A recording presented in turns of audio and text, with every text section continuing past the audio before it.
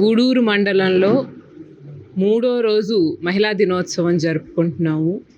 మహిళల్లో వైఎస్ఆర్సీపీ పార్టీ అంటే ఎంత అభిమానం ఉంది, జగన్ అన్న అంటే ఎంత అభిమానం ఉందని చెప్పడానికి నాకు మాటలు రావట్లేదండి. ఇంత భారీ ఎత్తున స్వయంగా కథలు వచ్చి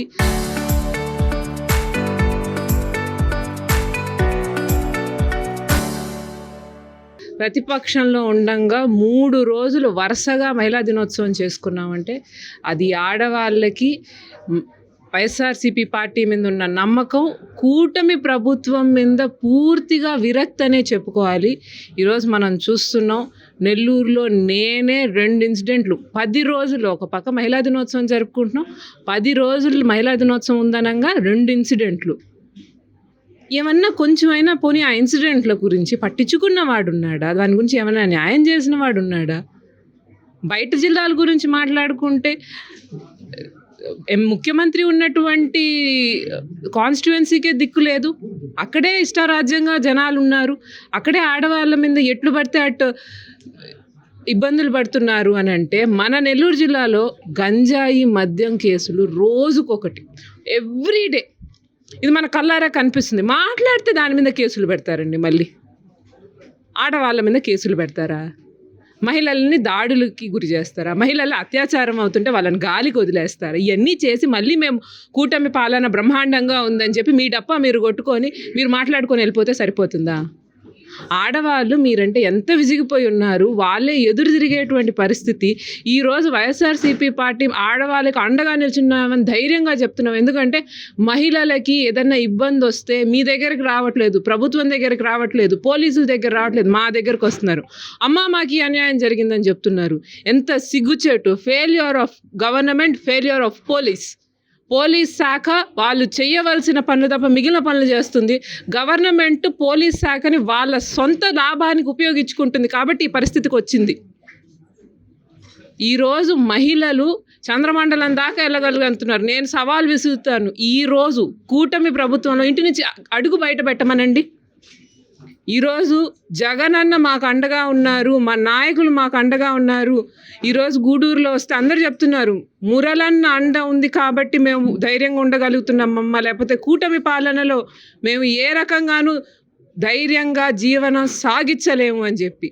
సిగ్గుపడాలండి నిజంగా. ఎదురు నుంచి ఆడవాళ్ళే ఇంత ఘోరంగా మీ గురించి మాట్లాడుతున్నప్పుడు ఎలా జరుపుకున్నారో మహిళా దినోత్సవం నాకు అర్థం కావట్లేదు. కాబట్టి మహిళలకి మీరు వాగ్దానాలు ఇచ్చి తప్పారు, అన్ని రకాల ఫెయిల్ అయ్యారు, స్కీములు ఫెయిల్ అయ్యాయి, అన్నీ గాలికి వదిలేశారు. కనీసం వాళ్ళ రక్షణ గురించి కూడా పట్టించుకోకుండా 100 సార్లు చెప్పాము. ఆ దిశ యాప్, దిశ చట్టం, దిశ పోలీస్ స్టేషన్లు ఉన్నట్టు వదిలేసున్నా చాలు కదా అని చెప్పి అది కూడా చెయ్యలేకపోయారు. మీరంటే కేవలం జగన్ అన్నకి పేరు రాకూడదు. ప్రజలు అన్యాయం అయిపోయినా పర్లేదు, మహిళలకు భద్రత లేకపోయినా పర్లేదు. ఇటువంటి దుర్మార్గమైన పాలన మారకపోతే ఎలక్షన్ల కంటే ముందే ప్రజలే ఎదురు తిరిగి మాకు ఈ ముఖ్యమంత్రి వద్దు అనేటువంటి రోజు వస్తుంది. ఆ పరిస్థితికి దిగజారొద్దు, ఆ రోజు తెచ్చుకోవద్దని చెప్తున్నాము. మరొకసారి అందరికీ బిలీటెడ్ హ్యాపీ ఉమెన్స్ డే అండి. ఈ రోజుకైనా మహిళలకి మంచి రోజులు తొందరగా రావాలి అని కోరుకుంటున్నాను. అందరికీ నమస్కారం అండి. శివాజీ గారు ఎప్పుడూ ఏదో ఒక కాంట్రవర్సీలో ఉంటూనే ఉంటారు. ఇంతకుముందు చూస్తే మహిళల గురించి తక్కువ చేసి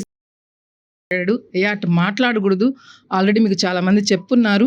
మళ్ళీ మీరు ఈరోజు జగన్ గారి గురించి మాట్లాడుతున్నారు.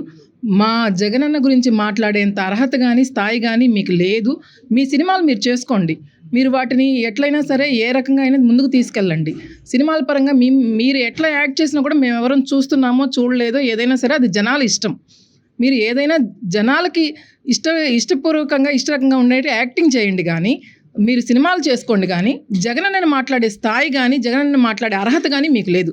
మీరు జగనన్న గురించి మాట్లాడడం చాలా నవ్వులాటగా ఉంది ప్రజలందరికీ కూడా. దయచేసి మీరు మీ స్థాయిని చూసుకొని మీరు ఏదన్నా ఉంటే మీరు యాక్టింగ్ చేసుకోండి, మీరు నటులుగా ఉండండి. కానీ మీరు ఆడవారి గురించి కానీ జగనన్న గురించి కానీ మాట్లాడితే మీకు ఆడవాళ్ళమే సమాధానం చెప్తామని, బుద్ధి చెప్తామని ఇంకొకసారి మేము ప్రజాముఖంగా తెలియజేసుకుంటున్నాం. Local to global news at your finger tips.